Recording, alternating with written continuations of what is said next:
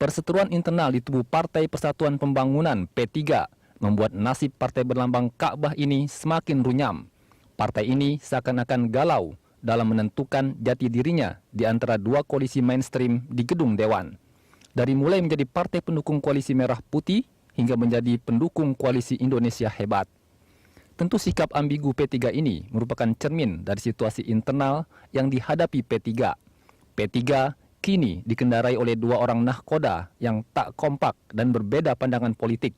Mereka yakni Surya Dharma Ali atau SDA yang mengklaim sebagai Ketua Umum P3 versi Muktamar ke-7 di Bandung tahun 2011 dan mantan Sekjen P3 Romahur Muzi yang mengukuhkan dirinya sebagai Ketua Umum versi Muktamar ke-8 di Surabaya 16 Oktober 2014. Kedua kubu masing-masing mengklaim sebagai kubu yang sah untuk memimpin P3.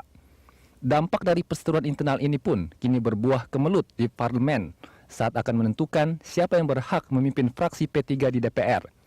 Kubu Romahur Muzi menunjuk Hasrul Azwar sebagai ketua fraksi P3 di DPR, sementara kubu Surya Dharma Ali menunjuk Epyardi Asda sebagai ketua fraksi P3.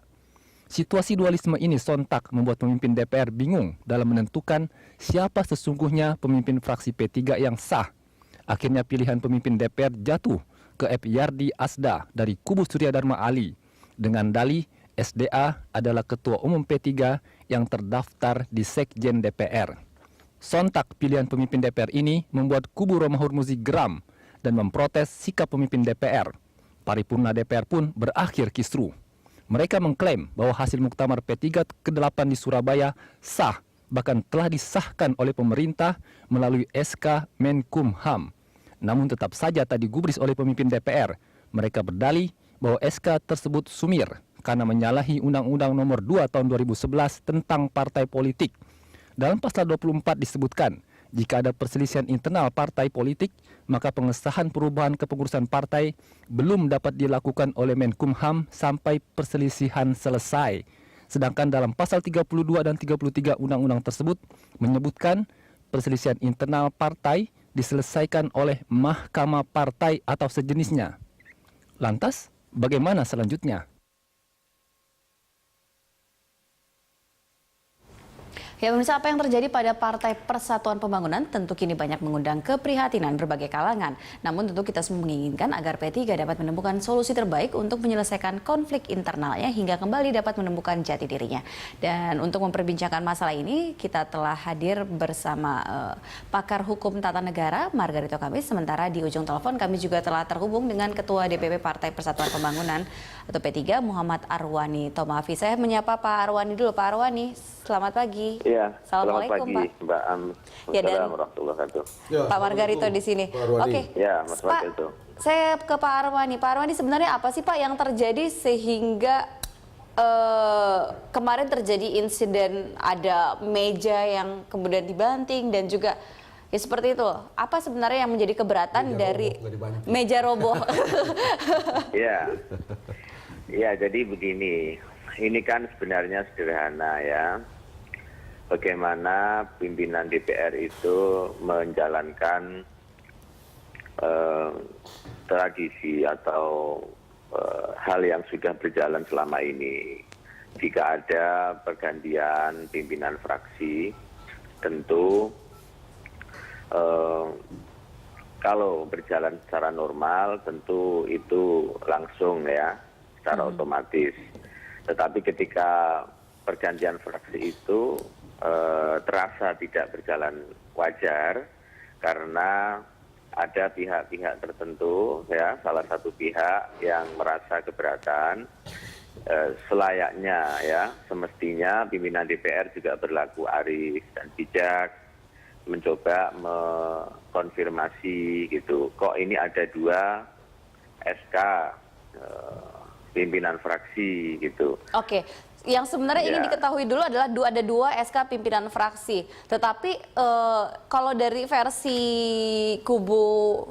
Ya, persoalannya bukan versi-versian dulu ya. Sebenarnya saya mendengar juga bahwa kajian-kajian yang dilakukan oleh Kesekretariatan Jenderal juga mengarah bahwa fraksi yang diketuai oleh Pak Hasrul itu disahkan di dalam rapat paripurna tanggal 2. Oke. ya. Tanggal 2 Oktober adalah di mana agendanya pemilihan pimpinan selanjutnya, pemilihan pimpinan DPR, di mana fraksi yang disahkan di paripurna itulah yang termasuk mengusulkan terpilihnya pimpinan DPR sekarang ini. Jika tidak ada fraksi P3 maka tentu tidak bisa berjalan gitu, karena soal quorum fraksi itu. Artinya apa? Artinya ini sah gitu loh. Lalu ketika ada usulan pergantian fraksi mestinya disampaikan juga ke rapat paripurna. Nah, di rapat paripurna itu kita hanya ingin menanyakan sebelum disahkan, kita menanyakan itu nama-nama yang disampaikan oleh pimpinan DPR itu dari fraksi yang mana, siapa yang menyampaikan, karena sebagai pimpinan fraksi kami tidak merasa menyampaikan nama-nama seperti yang tertera di dalam rapat paripurna. Nah, karena pimpinan fraksi terkesan ingin memaksakan segera disahkan, lalu terjadilah tentu reaksi dan juga ada hal-hal yang tindakan yang dilakukan oleh teman-teman kami seperti itu. Saya kira kalau model pimpinan di dalam memutuskan mekanisme rapat seperti ini tidak hanya 1-2, saya kira tiap minggu kalau rapatnya model seperti ini ya akan terjadi terus-menerus gitu loh. Kita setback ya gitu. Musyawarah mufakat ya, tradisi demokratisasi kita ini kan ditopang oleh musyawarah mufakat. Ini seakan sudah hilang. Baik, saya ke Pak Margito. Pak, tadi katakan bahwa tanggal 2 Oktober di rapat paripurna sudah dibentuk pimpinan fraksi yang kemudian diketuai oleh Pak Chairul Azwar, itu menjadi ketua fraksi P3. Sementara tiba-tiba ada perubahan, kalau menurut dari Pak Arwani tadi, bahwa ada perubahan pimpinan fraksi. Poinnya kenapa ada perubahan? Nah, begitu ya. Kenapa ada perubahan? Kan ada dua kubu. Itu nggak bisa diabaikan. Itu yang jadi soal. Begitu, dan itu yang menyedihkan, itu yang menyayat hati kita dan segala macam. Oleh karena partai satu ini pernah mendeklarasikan sekurang-kurangnya membuat semacam tagline dalam politik bahwa dia menjadi rumah bagi umat Islam, begitu ya. Dan saya jujur saya senang dengan tagline itu sebagai orang Islam, gitu ya, senang dengan tagline itu. Tapi kok kita menemukan kenyataan seperti ini, begitu, dan inilah yang harus diselesaikan oleh mereka. Jadi kalau kita merujuk ke rapat kemarin, ke rapat paripurna kemarin, bahwa tiba-tiba ada perubahan ini kan yang diajukan. Ini kan yang jadi soal ini gara-gara DPR, yang satu bilang sah, yang satu tidak sah, begitu kan yang jadi soal ini kan. Di situ pangkalnya. Begitu, dan kenapa mereka ini mempersoalkan? Karena mereka menganggap bahwa mereka sah. Mengapa mereka menganggap mereka sah? Oleh karena Menteri Hukum dan HAM mengesahkan mereka. Begitu. Apakah tindakan pengesahan dilakukan oleh Menteri Hukum dan HAM itu sah? Nah, sebelum kita itu tadi di VT tadi jelas itu. Saya senang sekali VT tadi. VT Anda itu tadi itu pasal 31, 30, 33 itu jelas kok. Di VT ini tadi itu jelas gitu. Oke, sebelum kita membahas lebih jauh mengenai surat dari Menteri Hukum dan HAM, tetapi tadi persoalan bahwa sudah ada kok di rapat paripurna ditetapkan siapa saja di sisi pimpinan fraksi, terus tiba-tiba berubah tanpa dikonsultasikan ke. Nah, bukan begitu cara berpikirnya sekarang begitu.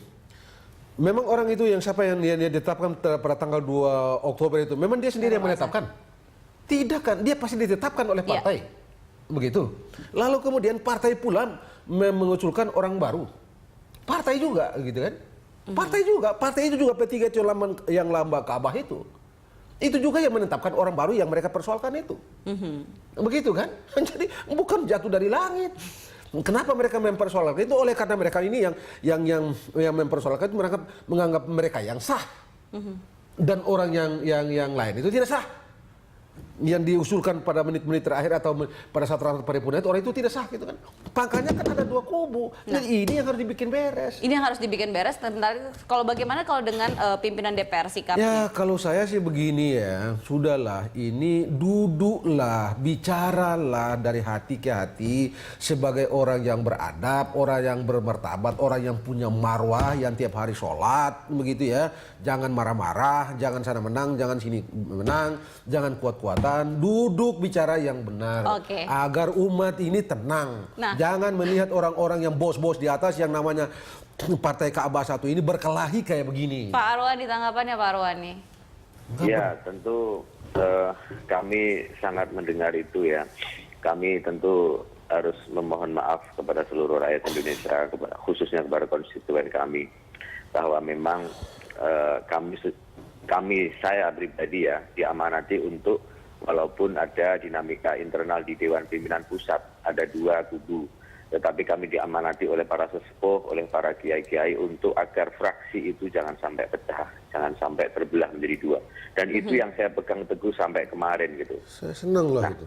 ini kan menjadi problem ketika ada tarik-menarik dari pihak luar, ada tarikan dari pihak luar yang ingin memaksakan. Pihak luar ini bisa diperjelas AKD. siapa, Pak? Iya, ada tema-tema luar gitu loh. Misalnya soal tarikan AKD yang segera bisa dilaksanakan. Nah, sebenarnya kan kita punya prinsip sendiri ya untuk yang prinsipnya adalah bagaimana agar fraksi ini jadi satu. Salah satu yang menopang adalah bagaimana agar kita punya pendapat bahwa untuk memperkuat institusi DPR itu harus melakukan peran serta dari seluruh pimpinan fraksi di alang kelapa dewan gitu loh. Ini yang ingin kita pegang, dua hal ini. Jadi apakah kita memprioritaskan dulu untuk tema misalnya ada keinginan agar segera di AKD ini segera bekerja, tetapi ada potensi fraksi ini perbedaan pendapat menular ke fraksi, atau kita yang penting fraksi bersatu dulu, menunggu perhelatan tanggal 30 Oktober hari ini, Ya. nah, tetapi dengan tetap agar bersabar dulu soal AKD, tetapi dua hal ini kami secara pribadi, saya yang diamanati oleh para kiai sepuh, ternyata memang pada akhirnya tidak mampu membendung keinginan teman-teman untuk segera ada salah satunya untuk segera bergabung dengan teman-teman yang ingin agar AKD segera berjalan gitu. Tetapi di sisi lain ini berpotensi fraksi menjadi seperti sekarang ini. Oke, gitu. baik nanti Pak, Pak Arwani tahan dulu sebentar. Bukannya kita nggak pernah duduk, jadi sudah berjalan beberapa hari ya, dari mulai tanggal 1 Oktober gitu. Sampai dengan tanggal 20. Baik Pak Arwani tahan dulu sebentar, kita akan lanjutkan lagi perbincangan ini usai jeda masih bersama dengan Pak Margarito juga di sini. Pemirsa, kami akan segera kembali sesaat lagi.